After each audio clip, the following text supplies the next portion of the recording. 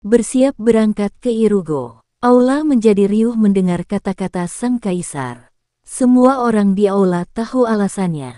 Itu adalah pernikahan yang diatur dengan tidak sembarang orang kecuali Irugo, musuh mereka.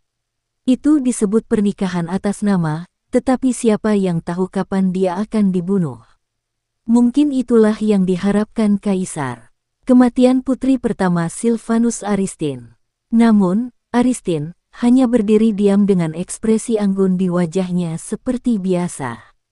Meskipun aula itu berisik, dialah satu-satunya yang tampaknya berada di lingkungan yang berbeda. Kaisar memandang Aristin dengan ketidaksenangan dan sinis. Bukankah ini suatu keberuntungan, putriku? Nada bicaranya ramah.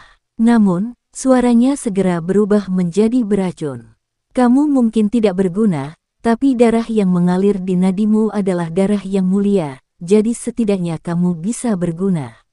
Tapi sekali lagi, memiliki sesuatu yang tidak berguna di dekatku membuatku muak, jadi ini sempurna.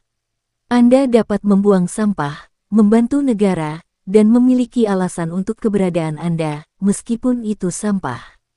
Saya kira kita dapat menyebutnya membunuh 3 burung dengan 1 batu.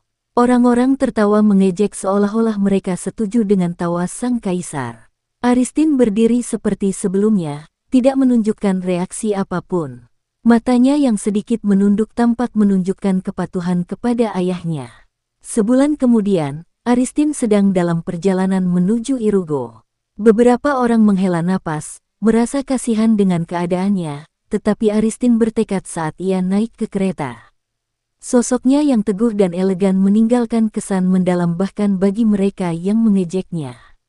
Saat pintu kereta tertutup dan tirai diturunkan, "Enyahlah kau, dasar pemboros udara." Aristin berubah seolah-olah penampilannya selama ini hanyalah kebohongan.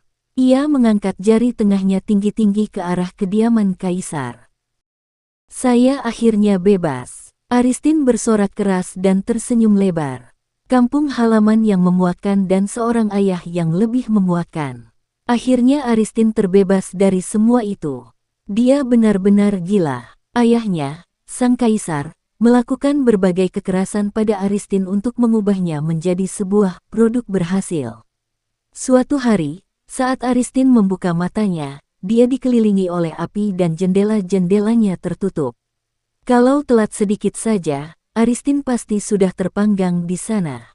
Aristin baru berusia 6 tahun. Dia hangus hitam bagaikan sepotong daging, namun ayahnya menatap dirinya yang masih muda dan bertanya, "Bagaimana hasilnya? Apakah kamu sudah bangun?" Aristin yang menatap kosong ke arah ayahnya dengan bingung, menyadari. Ayahlah yang menyalakan api dan menutup jendela. Kenyataan itu lebih menyakitkan daripada paru-parunya yang terbakar dan lepuh yang mulai terbentuk di kaki dan lengannya. Hati Aristin terasa lebih sakit dari itu semua. Sampai Aristin berharap lebih baik sekalian saja jantungku terbakar. Terlebih setelah kejadian itu dengan adiknya. Aristin dimasukkan ke dalam penjara. Dikurung dan hidup sendiri selama tahun lebih. 10 tahun bukanlah waktu yang singkat, waktu yang cukup membuat hati Aristin terbakar dan menjadi abu.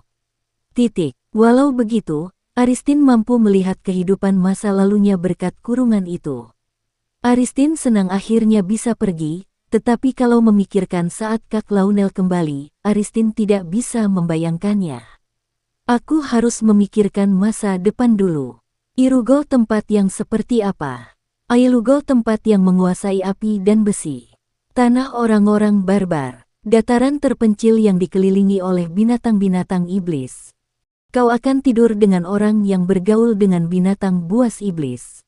Siapa tahu, dia mungkin lebih menyukai binatang buas daripada dirimu yang kaku."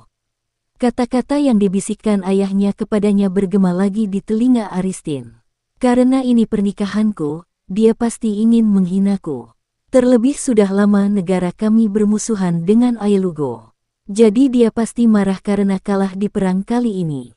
Sejak dulu Silvanus sangat bangga bisa menjajah banyak negara tetapi ada satu tempat yang tidak dapat jajah, yaitu Ailugo." Hingga membuat ayah Aristin, kaisar saat ini, punya rencana besar untuk menaklukkan Irugo. Perang besar terjadi. Namun, arah rencananya gagal dan Irugo mulai menguasai tanah Silvanus. Orang yang memberikan kontribusi terbesar terhadap kesuksesan Irugo tidak lain adalah Tarkan, calon suami Aristin. Karena pertimbangan bahwa kerugian akan lebih banyak jika perang terjadi, maka Silvanus mengajukan gencatan senjata. Dan karena Ailugo adalah daratan luas yang dikelilingi monster, maka mereka merasa keberatan untuk terus berperang. Sehingga mereka menerima tawaran itu dan mengajukan pernikahan politik, yang artinya mereka ingin memutus permusuhan sejak lama ini dan membangun sekutu.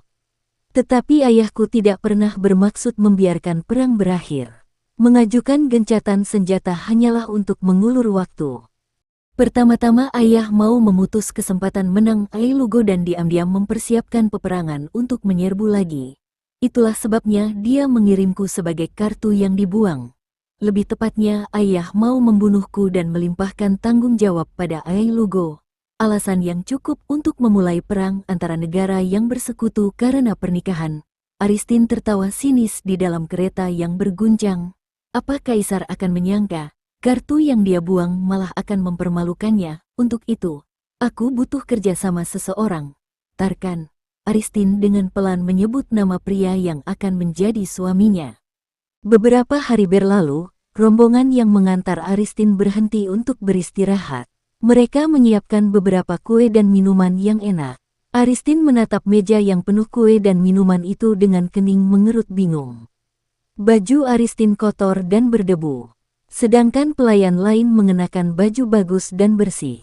Beberapa pelayan berbisik penuh hina membicarakannya. Rencana macam apa lagi ini? Aristin tahu pasti ada sesuatu yang sedang mereka rencanakan kepadanya saat mereka berangkat dengan kereta kuno alih-alih menggunakan portal. Aku tidak dapat keluar dari kereta selama hampir 10 hari.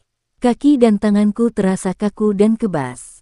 Kalau aku mencoba mengganti gaun yang tidak nyaman ini, para ksatria pasti akan tiba-tiba mengetuk jendela keretaku. Tapi saat ini aku disuruh turun dan sudah ada pesta teh kecil. Lucu sekali kalau aku tidak mencurigai semua ini. Silakan duduk. Ucapan pelayan itu sopan, tetapi dengan nada dan sikap seperti perintah. Aristin duduk tanpa mengatakan apapun. Dia masih bersikap jinak seperti biasanya di istana. Aristin menatap cangkir teh yang berisi teh hitam. Permukaannya yang goyang memantulkan wajah Aristin yang tenang. Tetapi permukaan cairan itu terus bergoyang lalu wajah Aristin yang terpantul menghilang. Aristin terkejut melihat pemandangan lain di pantulan air teh itu. Itu pemandangan seorang pelayan tadi menumpahkan teko berisi air mendidih ke tubuh Aristin. Wajah Aristin yang terbakar kemerahan. Oh tidak, maafkan aku, Putri, tanganku licin, ucap pelayan itu penuh dengan ejekan. Dia berpura-pura menolong Aristin, sedangkan pelayan lainnya mentertawakan Aristin. Dia seperti tikus basah, bisik seorang pelayan dengannya sinis. Tangan pelayan kasar dan keras saat menyeka wajah Aristin.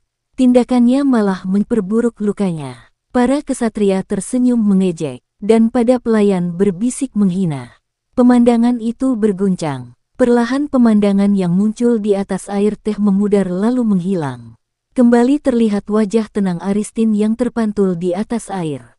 Itulah kemampuan Aristin, mata kaisar. Kemampuan yang sangat diinginkan ayahnya, sang kaisar. Namun, kaisar berpikir kemampuan itu tidak mungkin dibangkitkan oleh Aristin. Kekuatan untuk melihat masa lalu, saat ini dan masa depan melalui pantulan di permukaan air. Ketuk, ketuk, ketuk. Jari telunjuk Aristin mengetuk meja perlahan. Dia berpikir bagaimana menghadapi kejadian yang akan terjadi itu. Dari sudut matanya, ia bisa melihat pelayan itu mendekat membawa teko air mendidih.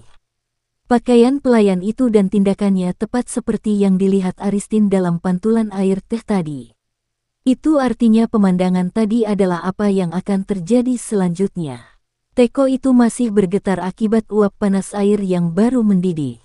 Pelayan itu berjalan semakin mendekati Aristin dengan senyum licik. Sekarang, gumam pelayan itu saat melihat Aristin yang tidak melihatnya. Dia bergerak cepat untuk menumpahkan teko. Tapi Aristin menoleh cepat dengan tatapan tajam. Aristin berdiri dan kakinya melompat sedikit ke belakang untuk menghindar. Pelayan itu terkejut. Kia, jerit nyaring pelayan itu.